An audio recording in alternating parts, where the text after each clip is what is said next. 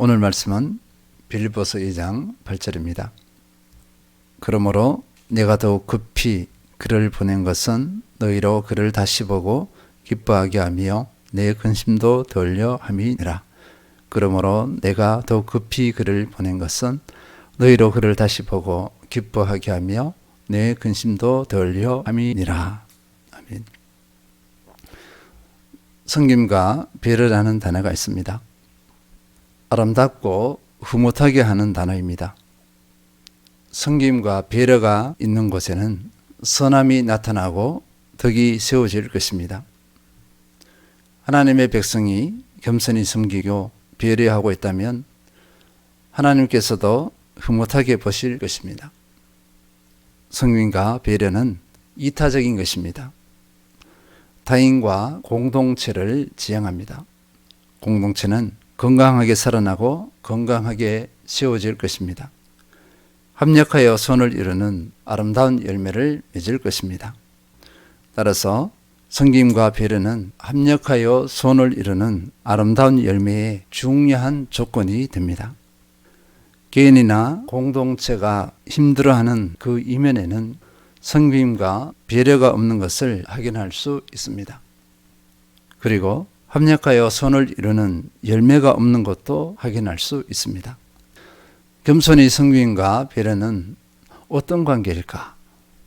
동전의 양면과 같습니다. 배려는 섬김으로 나타나고 섬김이 또 다른 배려로 나아가게 하기 때문입니다. 섬김과 배려는 마음과 생각의 자리에 머무르지 않습니다. 생각은 냈었는데 마음에 품었었는데 라는 변명은 아직 섬김과 배려를 이루어내지 못했다는 그 한 예증에 불과합니다.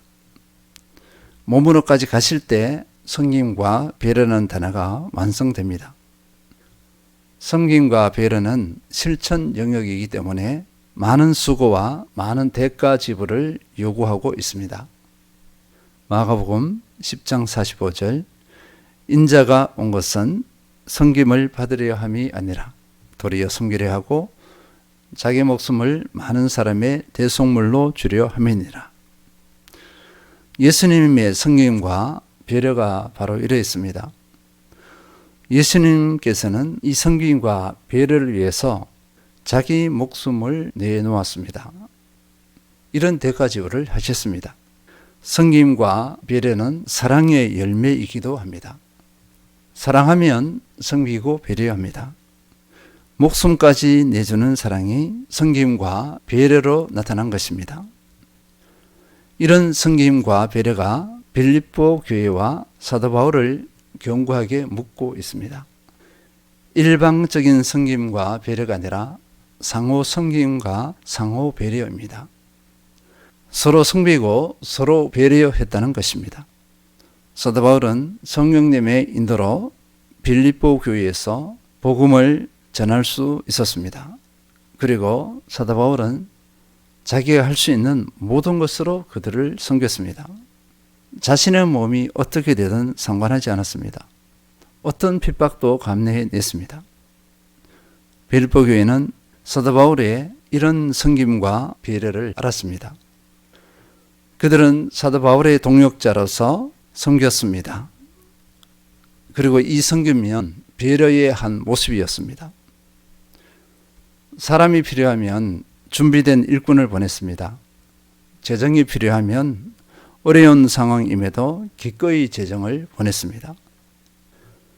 이런 서로 간의 섬김과 배려의 삶이 빌립보 성도들 간에도 그대로 적용되었습니다. 빌립보 성도들은 서로 섬기고 서로를 배려했습니다. 에바브로디도가 죽을 병에 걸린 것을 알게 된 빌립보 교회의 반응이 이를 반증합니다. 그리고 이 소식을 듣게 된 에바브로디도의 근심이 또한 이를 반증하고 있습니다. 오늘 본문은 사도 바울의 빌립보 교회를 향한 배려를 보여주고 있습니다.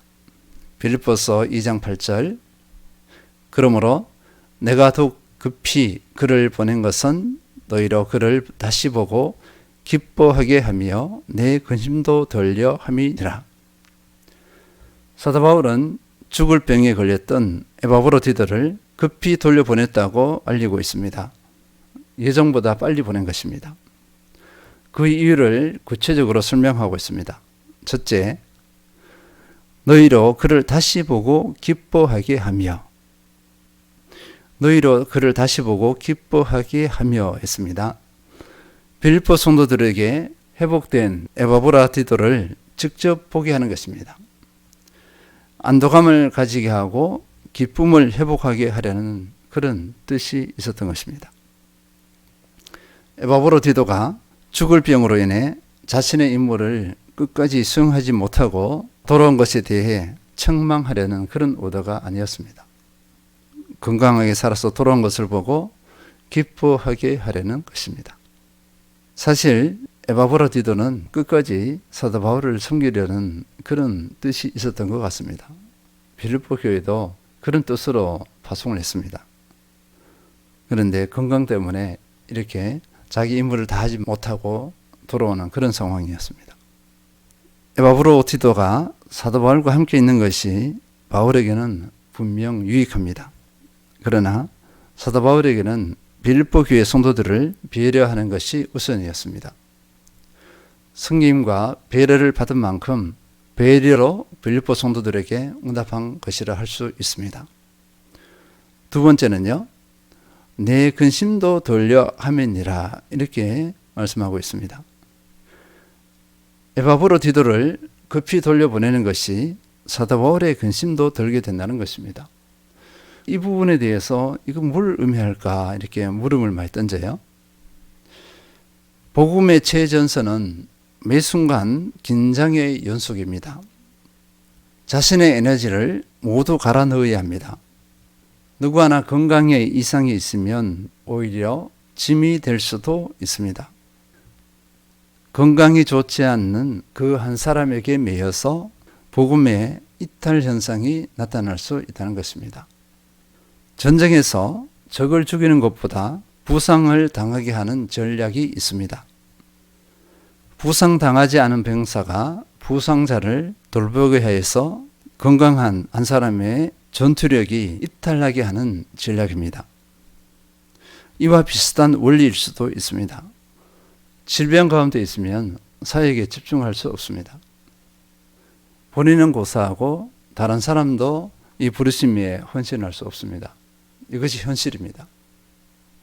지금 또 나누는 것은 조금 부수적이기는 합니다. 부수적이기는 하는데 에바브로디도의 건강에 대해 더 이상 책임지지 않아도 됩니다. 이제 염려하지 않아도 된다는 것입니다. 짐을 덜게 되는 것입니다. 빌립보 교회의 상태에 대해 더 이상 염려할 필요가 없게 되었다는 것입니다. 빌립보 교회 성도들은 다른 어느 교회보다 착하고 좋은 마음의 사람들입니다. 그러나 다 그렇지는 않습니다. 그 중에 부정적인 생각을 가진 사람들도 있을 것입니다. 에바브로디도의 그 질병을 가지고 서로 다툴 수도 있다는 것입니다. 그래서 이런저런 모든 근심에서 자유할 수 있는 그런 근거이기도 합니다. 그래서 돌려보내는 이유이기도 하다 이렇게 표현하고 있습니다. 사도 바울이 그렇게 자신을 그렇게 표현했습니다. 에바브로디도를 돌려보내는 것이 큰 배려가 되었습니다. 우리는 이 섬김과 배려를 당연한 것으로 여겨서는 안 될 것입니다. 섬김과 배려에는 몇 가지 기본적인 전제가 있습니다. 첫 번째는요, 섬김과 배려는 사랑을 전제로 하고 있습니다. 고린도전서 13장 5절, 사랑은 무례히 행하지 아니하며 자기의 유익을 구하지 아니하며 했습니다. 자기의 유익을 구하지 않는다. 사랑하지 않으면 섬김과 배려가 불가능하다는 것입니다. 사랑할 때 관심을 가지게 됩니다. 그 사람의 눈높이로 다가가게 합니다. 나를 넘어설 수 있습니다. 섬김과 배려의 동력이 되어서 어떤 대가도 마다하지 않습니다. 대가 지불을 한다는 것입니다. 사랑하지 않으면 섬김과 배려의 필요를 느끼지 못합니다. 더욱이 섬기고 배려할 때 내 수고와 헌신이 아깝다는 생각이 듭니다. 그러나 사랑은 아까워하지 않습니다. 더 섬기고 더 배려하고자 합니다. 이렇게 사랑은 위력이 있습니다. 사랑할 때 진실한 섬김, 진실한 배려가 가능합니다. 또 이타적이어야 합니다. 이타적이어야 다른 사람이나 공동체의 필요가 보입니다. 다른 사람이나 공동체의 필요가 보여야 섬김과 배려의 수고를 할 수 있습니다. 나 중심이면 다른 사람이나 공동체의 필요가 보이지 않습니다.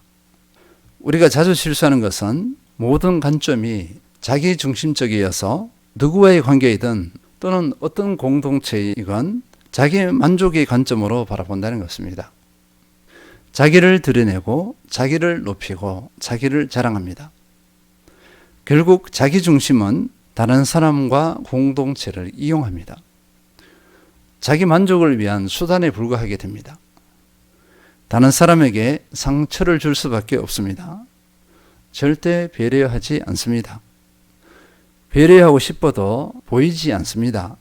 무엇을 배려해야 되는지 모릅니다. 배려의 언어와 배려의 행실이 나오지 않는다는 것입니다. 다음으로 성숙해야 합니다. 성숙이라는 단어는 아름답습니다. 선한 것을 기대할 수 있습니다. 그러나 성숙은 쉽지 않습니다. 지식과 나이와 경험이 성숙을 보장하지 못합니다. 성공과 성취도 성숙을 보장하지 못합니다. 오히려 성숙을 갈아먹을 수 있다는 것입니다. 우리가 말하는 성숙은 그리스도의 마음과 그리스도의 태도와 그리스도의 행실을 의미하기 때문입니다. 그래서 인생 경륜으로 성숙을 논할 수 없습니다. 놀라운 것은 어린아이에게도 성숙한 모습이 나타날 수 있다는 것입니다. 어린아이가 섬기고 배려하는 것을 볼 수 있습니다. 전혀 예상하지 못했던 상황입니다. 우리는 이것을 보고서 참 기특하다는 말을 합니다. 어른보다 낫네 이렇게 합니다. 2살, 3살 어린아이가 할아버지, 할머니를 챙깁니다. 배려하는 것입니다. 어떻게 설명해야 할지 모릅니다. 아마 부모님께서 삶으로 보여주어서 그럴 수 있습니다. 엄마, 아빠가 할머니, 할아버지에게 하는 것을 보고서 그렇게 하는 것일 것입니다.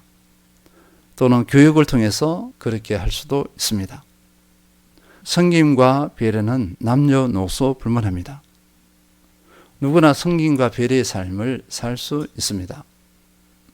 반대로 남녀노소 누구나 섬김과 배려의 삶을 살 수 없을 수도 있습니다. 양면성이 있습니다. 그리스도의 마음과 태도, 그리스도의 행실을 형성하면 섬김과 배려가 자연스럽게 자기의 수준에 맞게 나타납니다. 그래서 어린아이들도 그 수준에 맞게 섬김과 배려를 할 수 있습니다. 정리하겠습니다. 사도 바울과 빌립보 교회는 서로 섬기고 서로 배려했습니다. 서로를 위하는 마음이 있었습니다. 죽을 병에서 고침받은 에바브라 디도를 빌립보 교회로 속히 돌려보낸 것이 그 한 예라 할 수 있습니다. 섬김과 배려가 형성된 빌립보 교회는 서로 간에도 섬김과 배려가 넘쳐났습니다. 그러나 섬김과 배려를 당연한 것으로 여겨서는 안 됩니다. 첫째, 그리스도의 사랑으로 충만해야 가능합니다. 둘째, 이타적이어야 합니다. 셋째, 성숙해야 합니다. 그리스도의 마음과 태도와 행실이 겸비되어야 가능하다는 것입니다. 우리 성도님들은 이 모든 조건을 충족하여서 삶의 모든 자리에서 승님과 배려에 승리하시길 축원드립니다.